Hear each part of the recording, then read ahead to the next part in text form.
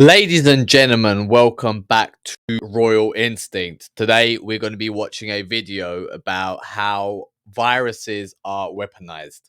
Uh, Very relevant. Everybody knows what happened in 2020. There was a global scare, a global crisis where, we didn't know what was going on. And we had to rely on our leaders. We had to rely on the people in charge to make decisions on our behalf for our own good, for our own safety. Now, if you look back in hindsight and you look at a lot of the things that went on, the people who were able to capitalize on such a crisis were also the people who are in charge.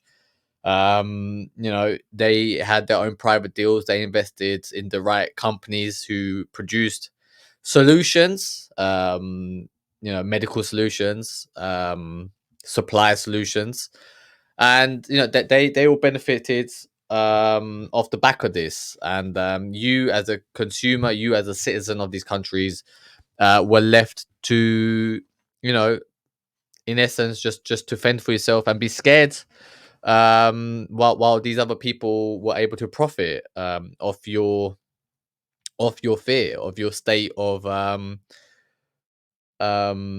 paralysis, in a way, because you were told to stay inside and not do anything.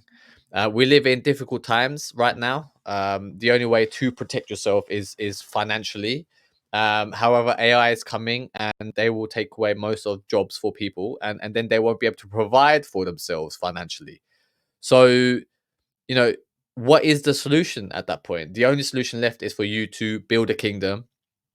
And here on Royal Instinct, the way we build our kingdoms, the way we become kings, is by becoming famous, by becoming influencers, by having a following, using that our fan base and following to make money, and then we build our kingdoms and our glory that way. And once we've established a kingdom, once we have risen to the top, we will safeguard those people who choose to follow us.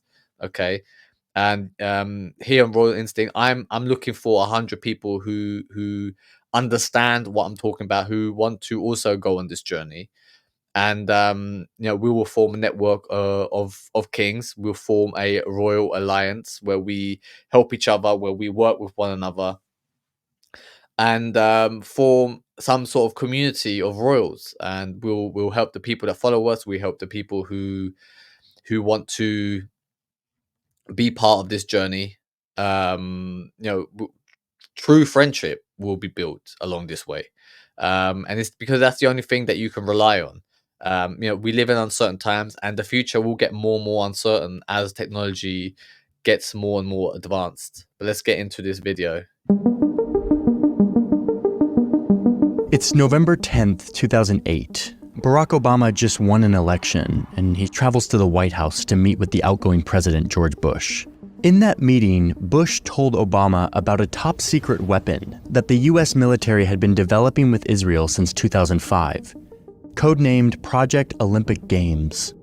This weapon was intended to hit one of Iran's most fortified nuclear facilities, buried deep underground where centrifuges spin uranium to enrich it for use as energy or, with enough spinning, to be used in a nuclear weapon. But this secret weapon wasn't a missile. They weren't planning an airstrike. Instead, it was a computer file, less than a megabyte in size. 150,000 lines of pristine code. This is the weapon that the president had to tell Obama about. This little file had been planted in Iran, where it spread throughout the whole country. But it didn't do anything. Obviously, here he's talking about a computer virus, but whether it's a flu virus or a computer virus, the effect is the same. The effect is to scare you, to incapacitate you, and to control you. It lay dormant until it found its way onto a flash drive that was then plugged in at this underground nuclear facility. And then it spread, finding its way to its final target, this one machine. And then the weapon started working, quietly reprogramming the software to very subtly sabotage these delicate spinning centrifuges. opening a valve to change the pressure, telling the centrifuge to spin a bit faster or a bit slower, all while telling the technicians that everything was working properly. And you might be watching this and being like, this is a very, very advanced technology. The thing is, we live in times where technology is becoming so advanced that you just can't keep up as a human, right?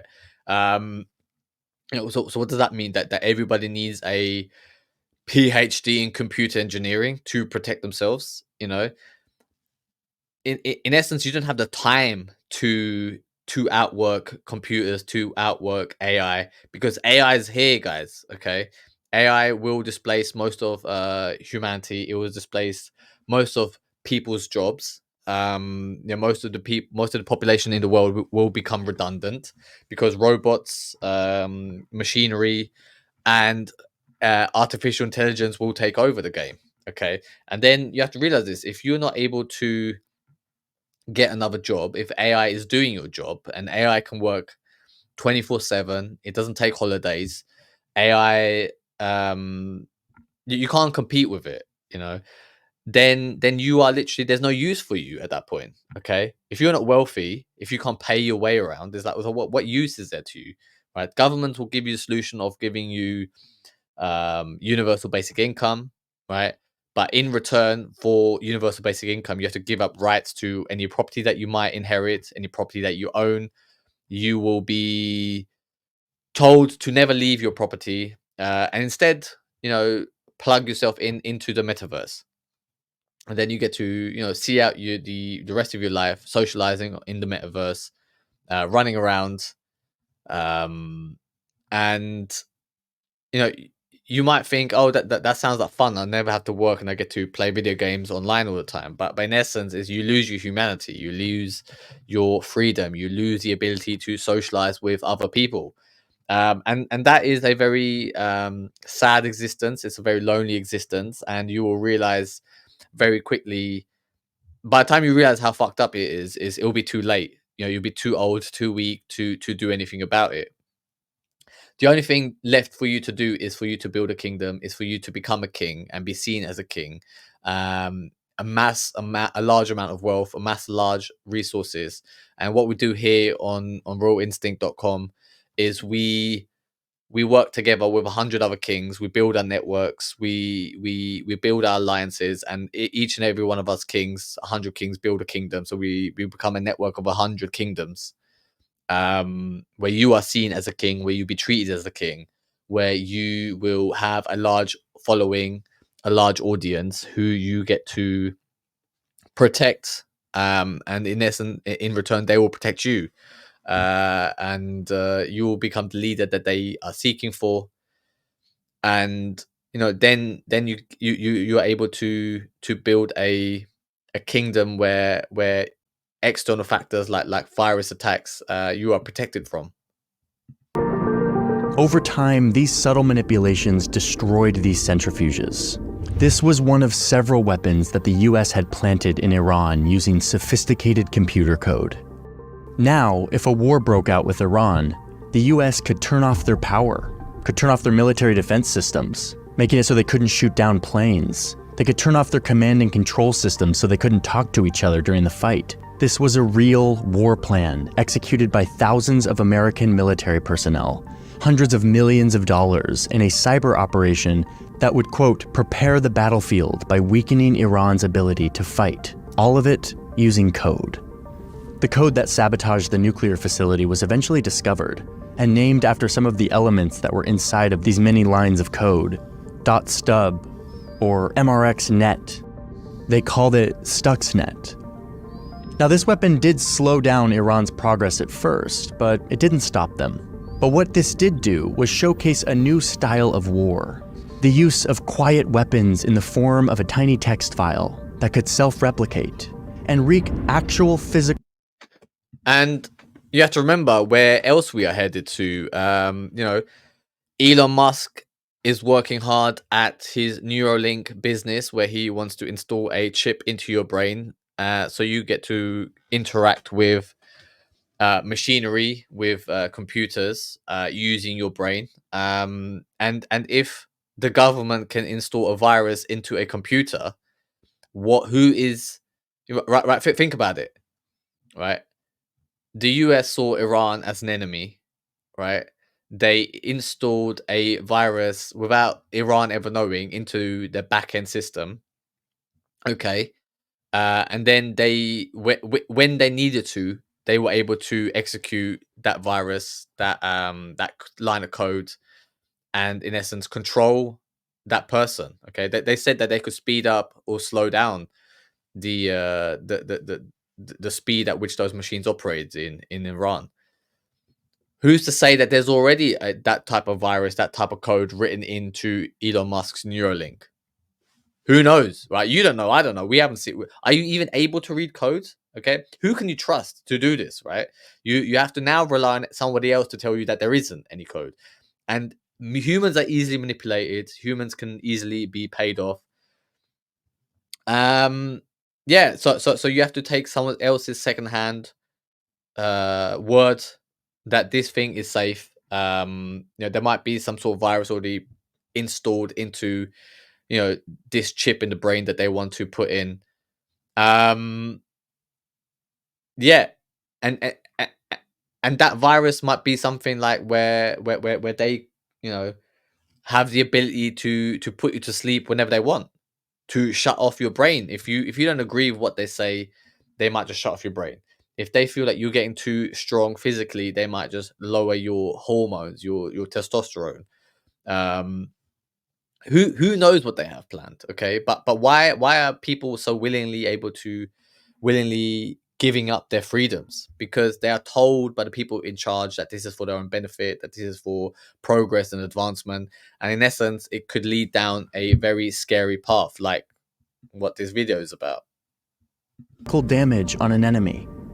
We call this cyber warfare, and it has become a fixture of modern conflict. Let me show you how it works. We're moving into a new era. People are actually getting killed. Dismantle our communication system.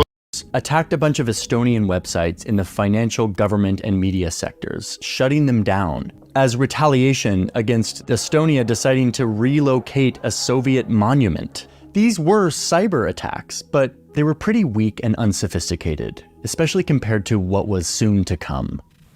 So we live in a weird time. Our information is less secure than ever. And now my phone and my email and my physical mailbox are inundated with stuff I don't want to see. I feel like my information is just leaked out to anyone and everyone who wants it. And this, of course, is a part of today's video, but it also has to do with the sponsor of today's video, which is off when you sign up for the annual plan. Visible industries like shipping, finance, and energy. And crucially, hackers who had grown up on the internet were getting really good at finding vulnerabilities in these systems, breaking into them, learning to exploit them. Now, how those hackers ended up selling their secrets to the US government in the name of making cyber weapons is the next part of the story. But first, the world is ever more complicated. It's getting more and more complicated and intrinsic and ever connected. You as an individual, can you keep up with all these changes? Can you keep up with your own protection? The answer is no. Is like to operate in this world, you have to have a phone. You have to have an Android phone, an iPhone, whatever it is. So just to participate in the world, in life, you have to be connected. And by being connected is you are literally signing over your freedoms to these companies, because they have access to all your information. I saw a thing that that the iPhone takes every 15 minutes takes, or sorry, every 5 minutes it takes an infrared picture of you. For what purpose? All right, like we're being surveilled 24/7. Every device has a built-in camera now. Like a laptop has a camera, your phone has a camera built into it. TVs have a camera and microphones built into them. We're being monitored 24/7 all the time now. Okay, there is no more freedom left. We are truly exposed in that sense. The only way you can protect yourself is by becoming rich enough, by being able to buy the best cyber protection that money can buy. And to do that, you need to be able to amass resources. And how do you amass resources? You have to build a kingdom. You have to be a king, especially with AI coming, because you won't be able to have a job in the future. So if you are able to leverage your kingdom, leverage your status as a king, then you'll get the best opportunities that life has to offer, and you'll be able to protect yourself. First, a quick word on software. This thing that runs our modern life, that is mostly invisible, but that is endlessly important. That ensures that you have electricity and that you can access your bank account and do your job. All of this is made possible because of something that looks very simple. Lines and lines of code. They're just basically lists of instructions on how a system should run, what it should do in every circumstance, and who has access to what. But because more and more of the world is run on software, and software contains sensitive information like your social security number or bank account number, whatever, developers build their software like a castle.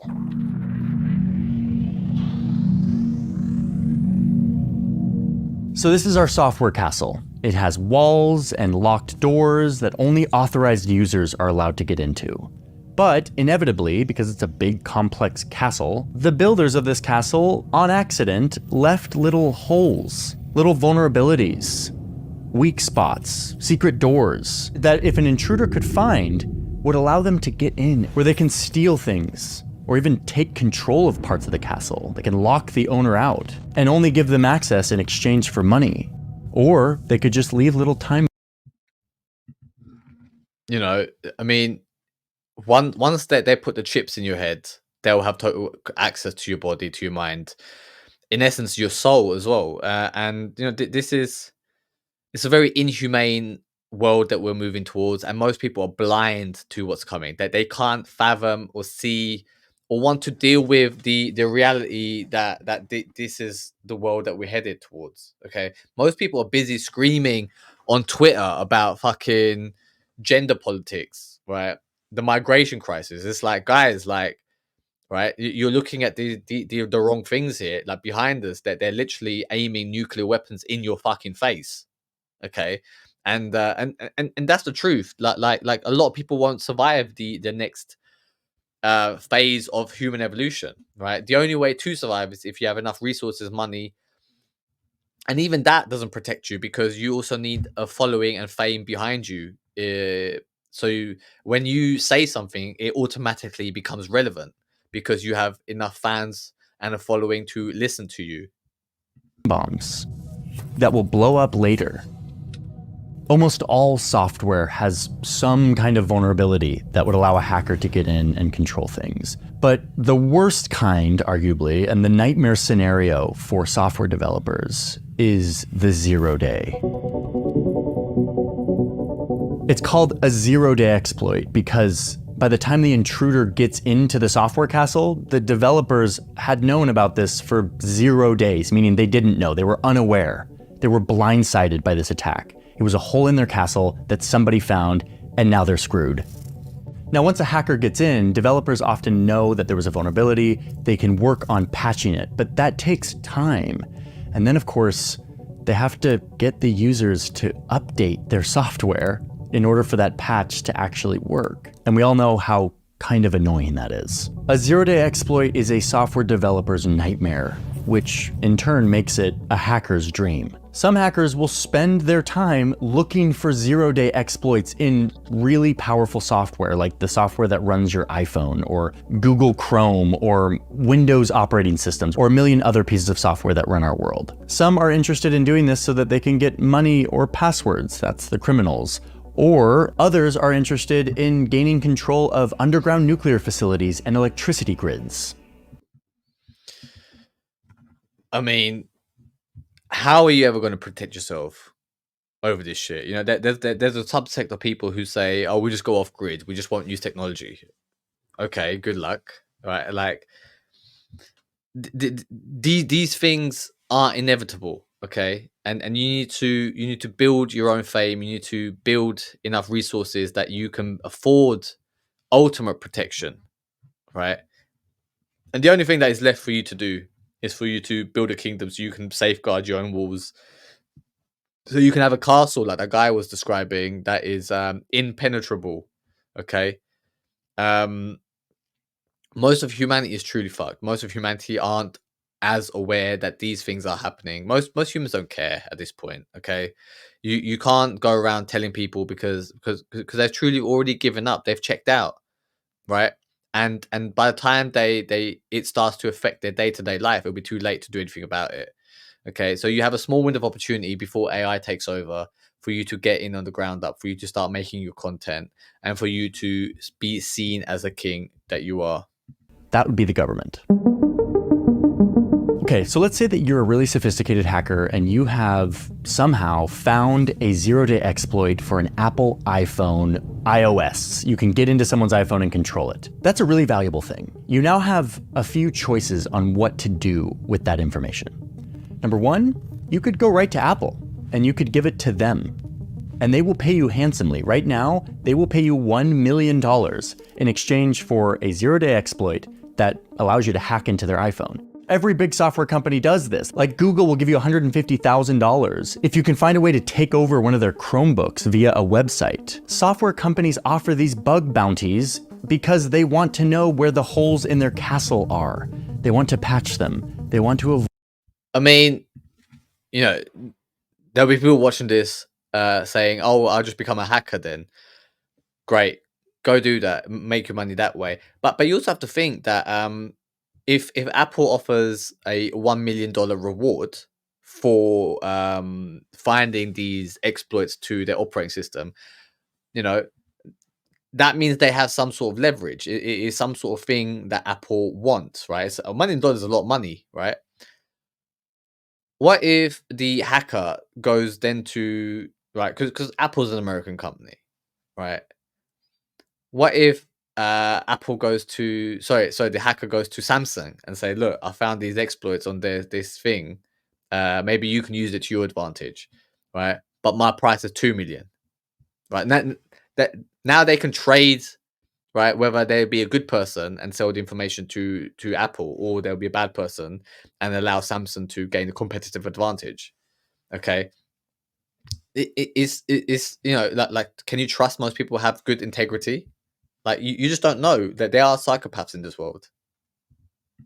The nightmare of being hacked into and compromising the security and privacy of their users. So yeah, that's one of your options. Sell it to Apple, get $1 million, totally above board. We'll call this the white market. But you could also sell it on the black market to criminals. Yeah, there you go. This is what I was talking about. Who about. Want to use these exploits to make money, which happens. Like in 2016, there was this case where hackers that may or may not have been linked to North Korea were able to hack into this.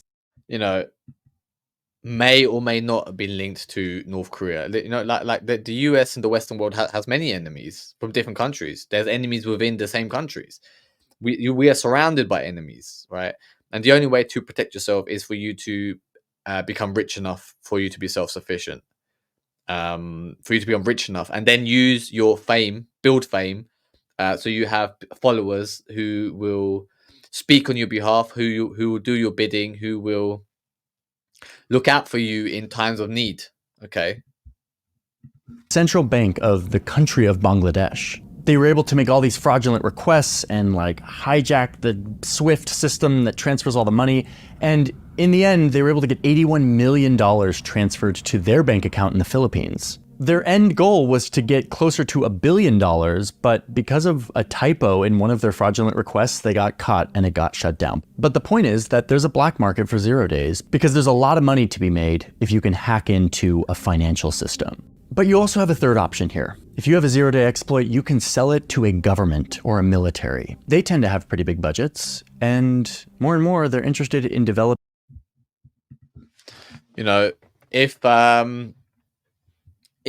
If a hacker found these zero-day exploits here in the West, in the UK, in the United States, And then they decide to sell it to Russia, to China, right? One of the largest and most wealthiest economies in the world, right? China could pay 100 million for this shit.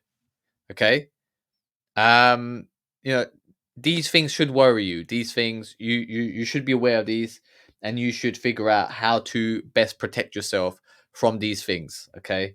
Um, you know, there's different solutions, right? But in my estimation is where we're headed, where the point in time that we are, it's 2024. You need to get in before AI becomes too advanced. You need to start making your content so you can build a large enough following, so you can ensure that going forward in the future you are protected, that your community is protected, that your friends and family are protected, your children and your future children and the future generations to come will be protected. Being cyber weapons, hacking tools that they can use against their enemies. We'll call this the gray market, and the money here is pretty big. So there's all these middlemen brokers for 0 days, like dealers. There's one Russian 0-day dealer who a few months ago tweeted out that due to high demand, their clients are now willing to pay $20 million, 100 times more, for a hacking tool that uses 0-day exploits that allows them to fully hack an iPhone or Android device. And then they... 20 million just to hack an iPhone or an Android device. Everyone has got a fucking Android device or a iPhone. Everyone that has one. Okay. And there are companies out there actively looking to exploit this, right? Because once they have access to that, they have access to all your information. They have access to total control of the lives of the citizens of the country. Specified that their client is a non-NATO country, which experts basically say is them saying, like, this is Russia. Like, our client is Russia.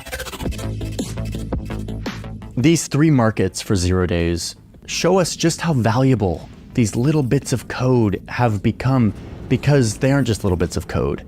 They are now weapons. They are access to very valuable castles of software.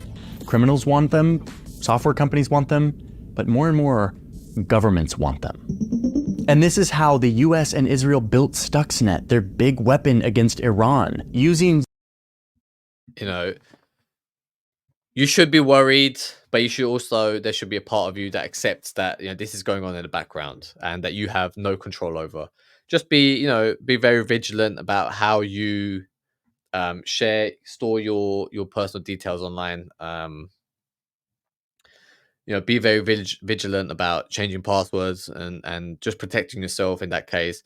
But the best form of protection is via financially protecting yourself. Okay.